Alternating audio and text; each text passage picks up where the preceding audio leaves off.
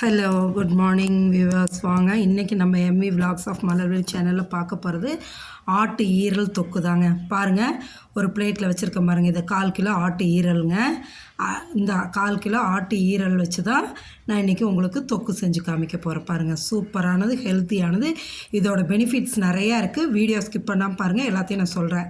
பாருங்கள், சின்ன வெங்காயம் நறுக்கி வச்சுக்கிட்டேன், ஒரு தக்காளி நறுக்கி வச்சுருக்கேன், கருவேப்பிலை எடுத்து வச்சுருக்கேன், 1 ஸ்பூன் பெருஞ்சீரகம், இது மிளகுத்தூள் நல்லா 1 ஸ்பூனு, மிளகாத்தூள் 1 ஸ்பூனு, 1/4 ஸ்பூன் மஞ்சத்தூளுங்க.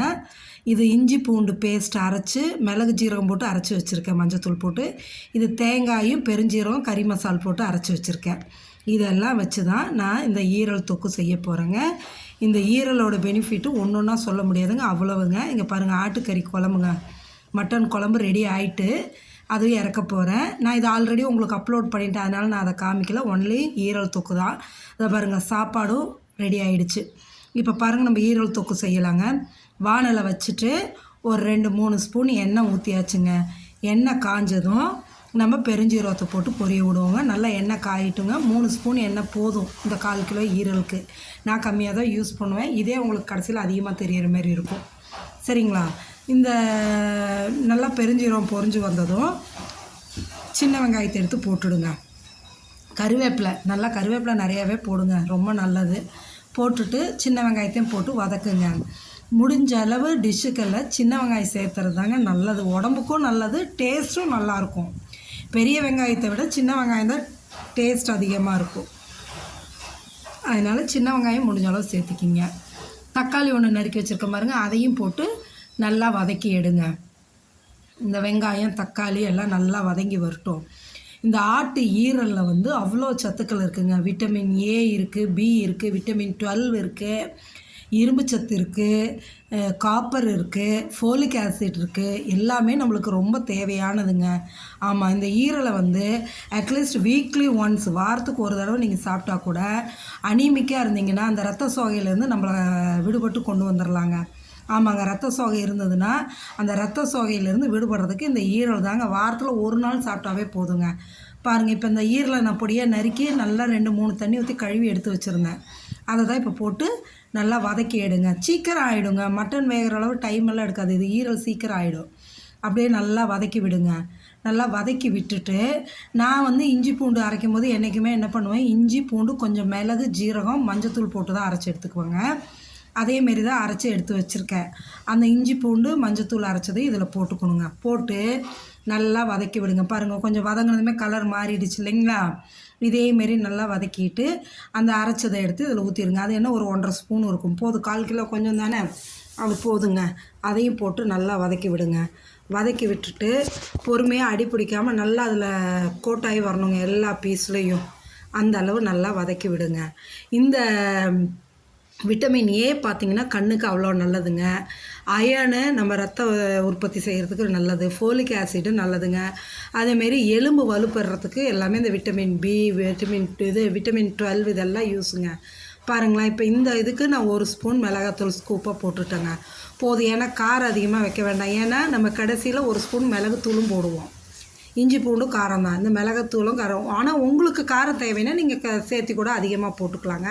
எங்கள் வீட்டில் எங்கள் சின்ன பொண்ணு காரம் அதிகமாக சாப்பிட மாட்டாங்க, அவங்க காரம்னா தொடவே மாட்டாங்க. அதனால் நான் கம்மியாக தான் போட்டு செய்கிறேன். உங்களுக்கு வேணால் நீங்கள் இன்னும் கொஞ்சம் சேர்த்து போட்டுக்கலாங்க. இப்போ 1 ஸ்பூன் மிளகாத்தூள் போட்டு அந்த 1/2 ஸ்பூன் மஞ்சத்தூளையும் போட்டு நல்லா வதக்கி விடுங்க. வதக்கி விட்டுட்டு இது இப்போ நம்ம வதக்கினதே நல்லா இதாக இருக்குங்க. இதில் தேவையான அளவு தண்ணி, இந்த ஈரல் வெந்து வர்ற அளவுக்கு மட்டும் நம்ம தண்ணியை ஊற்றி வேக விடுவோங்க. நல்லா வதக்கி விட்டு முடிஞ்ச அளவு நம்ம எந்த அளவு வதக்கி கொண்டு வரோமோ அந்த அளவு டேஸ்ட் நல்லா வருங்க. சீக்கிரமாகவும் வெந்துடும், தண்ணி ஊற்றி வேக வைக்கும்போது சீக்கிரமாகவும் நல்லா வெந்துடுங்க. அதனால் முடிஞ்ச அளவு சின்ன குழந்தைங்கள்லேருந்து குழந்தைங்களுக்கு வாரத்தில் ஒரு நாள் இந்த ஈரல் செஞ்சு கொடுத்தீங்கன்னா அவங்களுக்கு எந்த ஒரு ஊட்டச்சத்து குறைபாடுங்கிறது இருக்காதுங்க. ஏன்னா அவ்வளவு சத்துக்கள் இந்த ஈரலில் இருக்குங்க. இந்தமாரி தண்ணியை ஊற்றி நல்லா கொதிக்க விட்டு வேக வைங்க. நான் இன்னும் உப்பு போடலைங்க. நான் என்றைக்குமே மட்டன், மீன், சிக்கனு இதெல்லாம் பார்த்தீங்கன்னா மீனை விட்டுடுங்க. மட்டனு, சிக்கனு இந்தமாரி ஈரலுக்கெல்லாம் பாதி வெந்ததுக்கப்புறம் தான் உப்பே போடுவேன், அதுக்கு முன்னாடி போட மாட்டேன். இப்போ நியராக ஒரு 70% வெந்துருச்சு. அதனால் இப்போ தேவையான அளவு இதுக்கு உப்பு போட்டுடுறேங்க. உப்பை போட்டு நல்லா கிளறி விட்டுட்டு நம்ம தேங்காய், பெருஞ்சீரகம், கறி மசால் போட்டு அரைச்சி வச்சுருக்கோம் இல்லைங்க, அது ஒரு 2 ஸ்பூன் வருங்க. நல்லா 2 2 ஸ்பூன் வரும். அதையும் இதில் போட்டு கிளறி விடுங்க. நல்லா கிளறி விடுங்க. ஏன்னா வெந்ததுக்கப்புறம் தான் அது சீக்கிரம் இப்போ ஆகிடும். அதுக்காக தேங்காய் நம்ம அப்புறம் தான் ஊற்றுவோம் எப்பொழுதுமே. அதே போல் இதை எடுத்து ஊற்றிடுங்க. ஊற்றி நல்லா அதையும் கிளறி விடுங்க. தண்ணியெல்லாம் ஊற்ற வேண்டாம், இருக்கிறதே போதுங்க. நல்லா வெந்து வந்துடும், சாஃப்டாக இருக்குங்க. இந்த தொக்கு, இந்த ஈரல் தொக்கு வந்து நீங்கள் சாதத்துலேயும் போட்டு பிசைஞ்சு சாப்பிட்லாம், நல்லாயிருக்குங்க. இல்லை சைட் டிஷ் மாரி வச்சு தொட்டுட்டு சாப்பிட்லாம்.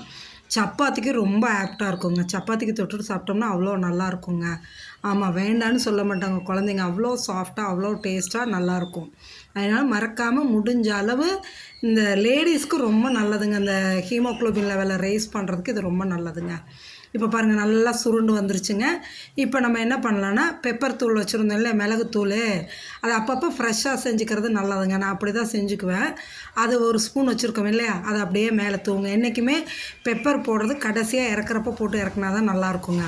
அதே போல் பெப்பர் போட்டு நல்லா பெரட்டி விட்டுருங்க. பெரட்டி விட்டுட்டு கொத்தமல்லி தழை நல்லா ஃப்ரெஷ்ஷாக பொடியாக நறுக்கி வச்சுருக்கேங்க, அதையும் எடுத்து போட்டு இறக்கிட்டிங்கன்னா சும்மா கமன்னு வாசமே நம்மளை சுண்டி இழுக்குங்க சாப்பிட சொல்லி. அவ்வளவு வாசமாக டேஸ்ட்டாக நல்லாயிருக்குங்க.